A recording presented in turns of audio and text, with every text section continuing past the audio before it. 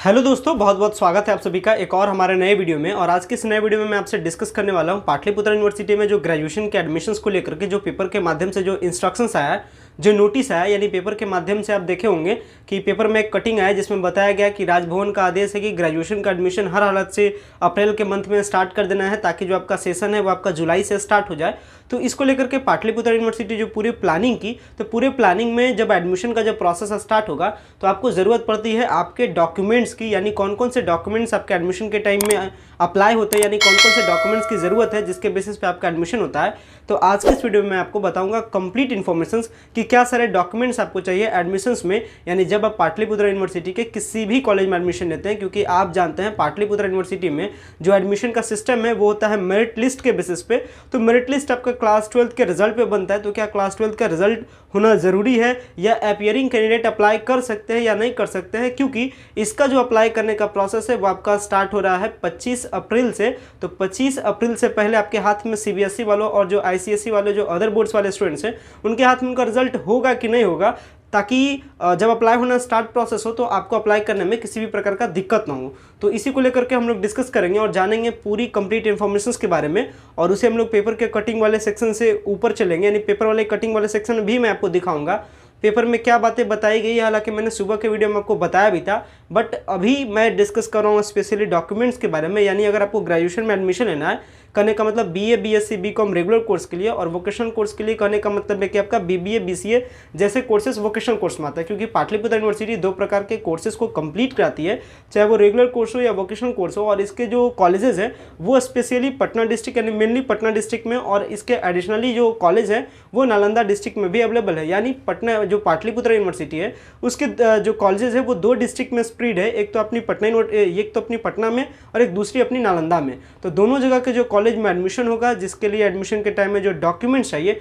मैं आपको इस वीडियो में डॉक्यूमेंट्स के बारे में कंप्लीट इन्फॉर्मेशन बताने वाला हूं। सो गाइस, अगर आप चैनल पे पहली बार विजिट किए तो चैनल को जरूर सब्सक्राइब कीजिएगा ताकि प्रॉपर अपडेट आपको मिल सके। और अगर आपको वीडियो पसंद आता है तो वीडियो को लाइक भी जरूर कीजिएगा। अगर बात करूं मैं डॉक्यूमेंट्स के लिस्ट के बारे में, तो जो भी मैं डॉक्यूमेंट्स आपको बता रहा हूँ नीचे आपको एग्जाम्पल में दिख भी रहा होगा कि कौन कौन से डॉक्यूमेंट्स आपको चाहिए। अगर मैं बात करूँ कि अगर पाटलिपुत्र यूनिवर्सिटी में ग्रेजुएशन में एडमिशन लेना है तो डॉक्यूमेंट्स की लिस्ट में सबसे पहले आपका आता है डॉक्यूमेंट, जो सबसे बेसिक डॉक्यूमेंट है किसी भी कोर्स के एडमिशन को लेकर के, वो आपका क्या है, क्लास 10 का मार्कशीट। क्लास 10 का मार्कशीट आप फोटोकॉपी के फॉर्म में लेते हैं, और जब आप कॉलेज में जाते हैं तो क्लास 10 का बस फोटोकॉपी ही जमा करना होता है। साथ में अप्लाई करने के टाइम में भी क्लास 10 के मार्कशीट का यूज आता है। तो मेनली जो भी मैं डॉक्यूमेंट्स आपको बता रहा हूँ ये अप्लाई करने के टाइम में आपको यूज आएगा। और जब आप एडमिशन लेने के लिए कॉलेज में जाइएगा तो ये सारे डॉक्यूमेंट्स आपको वहाँ दिखाने के लिए कहा जाएगा। यानी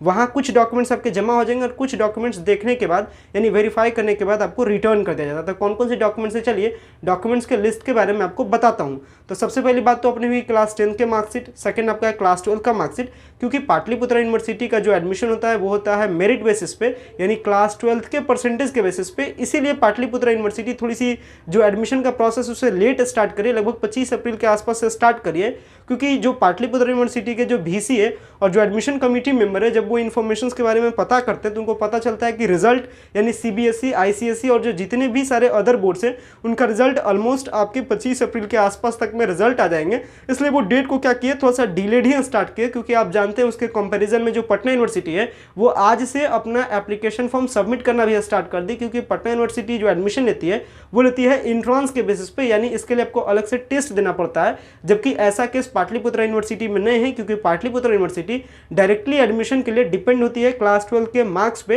तो जब तक क्लास 12 का मार्क्स नहीं आएगा, बिहार बोर्ड का तो आ चुका है, यानी बिहार की जो अपनी बोर्ड है बिहार बोर्ड, उसकी तो रिजल्ट आ चुका है, बट जो सीबीएसई और जो आईसीएसई जो अदर बोर्ड्स है उनका रिजल्ट आया नहीं है। तो यूनिवर्सिटी को उनके बोर्ड्स का भी इंतजार करना है, क्योंकि बहुत सारे संख्याओं में बच्चे सीबीएसई और आईसीएसई अदर बोर्ड से भी पास आउट होते हैं और वो पाटलिपुत्र यूनिवर्सिटी में एडमिशन लेते हैं। तो ऐसी स्थिति में अगर पाटलिपुत्र यूनिवर्सिटी पहले एडमिशन को स्टार्ट कर देती है तो फिर वो बहुत ज़्यादा मेजर प्रॉब्लम के कारण बन सकते हैं और बहुत सारे बच्चे एडमिशन लेने से छूट सकते हैं। इसलिए यूनिवर्सिटी वालों ने एडमिशन का प्रोसेस ही थोड़ा सा डिलेड में स्टार्ट कर रहे हैं। तो ये डिलेट का क्या कारण था ये मैंने आपको बता दिया, क्योंकि राजभवन से डायरेक्टली आदेश है सारे यूनिवर्सिटीज़ को, बिहार के जितने भी सारे यूनिवर्सिटीज़ है, क्योंकि मैं लगातार लगभग 6, 7, 8 यूनिवर्सिटीज़ को मैं कवर अप करता हूँ, और जितने भी सारे यूनिवर्सिटीज़ के बारे में मैंने जाना या जितने भी यूनिवर्सिटीज़ से रिलेटेड मैंने आर्टिकल को पढ़ा, तो हर जगह राजभवन से आदेश आया, यानी सारे यूनिवर्सिटीज़ के वीसी को आदेश है कि हर हालत में आपको सेशन जुलाई से स्टार्ट कर देना है, यानी एडमिशन वगैरह हर हालत में आपको जून के लास्ट तक जाते जाते खत्म कर देना है। तो इसलिए जो पाटलिपुत्रा यूनिवर्सिटी अपनी है वो एडमिशन का प्रोसेस थोड़ी सी डिलेट कर रही है, और इसका एकमात्र कारण है कि सीबीएसई और आईसीएसई अदर जैसे बोर्ड्स का अभी तक रिजल्ट नहीं आया है। तो वो तो रिजल्ट आ जाएगा 25 अप्रैल से पहले, इसलिए 25 अप्रैल से आपका प्रोसेस स्टार्ट हो जाएगा। तो मैंने फर्स्ट डॉक्यूमेंट आपको बताया क्लास 10 का मार्कशीट, सेकंड डॉक्यूमेंट मैं आपको बता रहा हूँ क्लास 12 का marksheet, class 10th class 12th, इसके बाद क्योंकि आपको एडमिशन लेना है तो क्लास 12th जहाँ से आपने पढ़ा है, चाहे आपका वो कॉलेज हो या फिर आपका स्कूल हो, आपको चाहिए साथ में आपका CLC,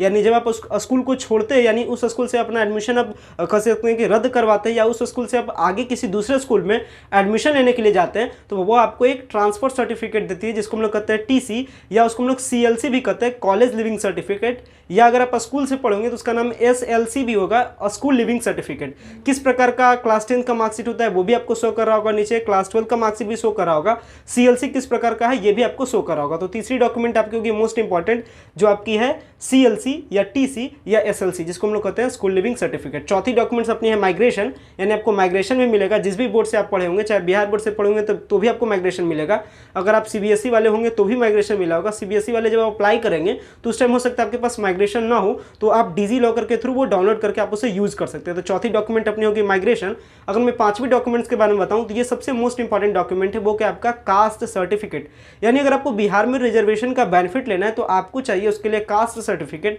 और आपको पता है कि अगर आप बिहार के दूसरे स्टेट से हैं तो आपका कास्ट सर्टिफिकेट यहाँ पे काम नहीं करेगा, क्योंकि ये रिजर्वेशन बस बिहार वालों के लिए, यानी अगर आपका बिहार से बना हुआ कास्ट सर्टिफिकेट है तब तो ये आपके लिए काम करती है, अदरवाइज ये आपके लिए काम नहीं करती है। तो 5 डॉक्यूमेंट्स के बारे में मैंने आपको बताया। 5 डॉक्यूमेंट्स के बाद अगर मैं नेक्स्ट डॉक्यूमेंट के बारे में बात करूं तो वो आपका आता है फोटो, साइन, या हो गई अपनी 7 डॉक्यूमेंट, प्लस में अगर आपका गैप वगैरह है तो गैप ये सर्टिफिकेट की भी जरूरत पड़ती है, किसी कॉलेज में, किसी कॉलेज में जरूरत नहीं भी पड़ती है। तो ये कुछ 5, 6, 7 डॉक्यूमेंट है, हालांकि डॉक्यूमेंट का पूरा लिस्ट आपको नीचे शो कर रहा होगा, और आपको वीडियो के डिस्क्रिप्शन बॉक्स में तमाम सारे डिटेल्स आपको बताया भी गए होंगे, तो आप उसे डाउनलोड करके या आप उसे पढ़ करके आप अपने डॉक्यूमेंट्स को रेडी कर लीजिएगा, ताकि जब आपका एडमिशन हो तो एडमिशन लेने के टाइम में किसी भी प्रकार का आपको प्रॉब्लम फेस न करना पड़े। सो उम्मीद करता हूं कि जितने भी डॉक्यूमेंट्स के बारे में मैंने आपको बताया वो सारे डॉक्यूमेंट्स को आप रेडी कर लीजिएगा, ताकि एडमिशन के टाइम में आपको किसी भी प्रकार का प्रॉब्लम ना हो और आप अपने एडमिशन को स्मूथली तरीके से आप एडमिशन ले सकते हैं। तो अगर मैं बात करूं जो इसमें से डॉक्यूमेंट्स है जो आपको जनरली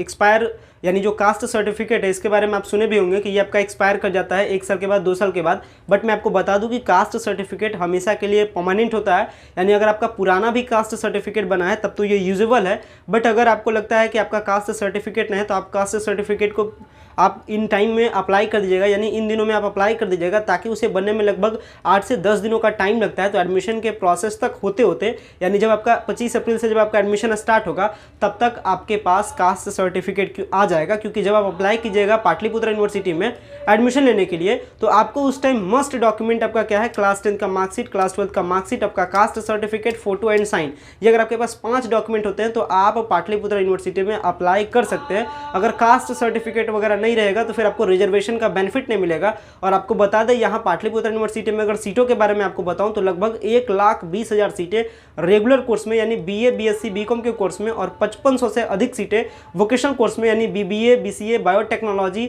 जैसे कोर्सेज के लिए। तो इतने सारे कोर्सेज में अप्लाई करने के लिए, यानी जो तकरीबन सीटें हैं वो 1,20,000 आपके रेगुलर कोर्स में, 5500 सीटें आपके वोकेशनल कोर्स में, यानी तकरीबन 1,25,000 से 30,000 के आसपास सीटें हैं। और 1,25,000 सीटों के बाद में अगर मैं बारे में बात करूं तो तकरीबन यहाँ पे 2 से 2.5 लाख स्टूडेंट्स अप्लाई करते हैं, क्योंकि पाटलिपुत्रा यूनिवर्सिटी एक ऐसी यूनिवर्सिटी के फॉर्म में उभर करके सामने आई है जो बिहार के अदर यूनिवर्सिटी के कंपैरिजन में बहुत अच्छी मानी जाती है। अच्छी मानी जाने के 2-3 कारण है। इसमें कारण क्या है कि यहाँ तो का तो session on the time complete होता ही है, साथ में यहाँ पे अगर क्लासेस वगैरह को भी आप रेगुलरली अटेंड नहीं करते तो ज़्यादा कुछ प्रॉब्लम नहीं होता है। तो इसके कारण से सब स्टूडेंट्स चाहते हैं कि मैं इस कॉलेज में, इसके कॉलेजेस में मैं एडमिशन ले लूँ। एडमिशन लेने के बाद अगर थोड़ी बहुत मैं क्लासेस को अटेंड भी करता हूँ तो भी अपनी काम बन जाएगी। इसलिए ये क्या करते हैं, बहुत सारे अदर यूनिवर्सिटी से बच्चे एडमिशन को कैंसिल करवा करके भी पाटलिपुत्र यूनिवर्सिटी में एडमिशन लेने की कोशिश करते हैं, चाहे वो मगध के बच्चे हो, बिहार यूनिवर्सिटी के बच्चे हो, ललित के हो, यानी दूसरे जो यूनिवर्सिटीज़ हैं कंपेयर टू पाटलिपुत्र यूनिवर्सिटीज़, वहाँ से बच्चे यहाँ पे माइग्रेट करते हैं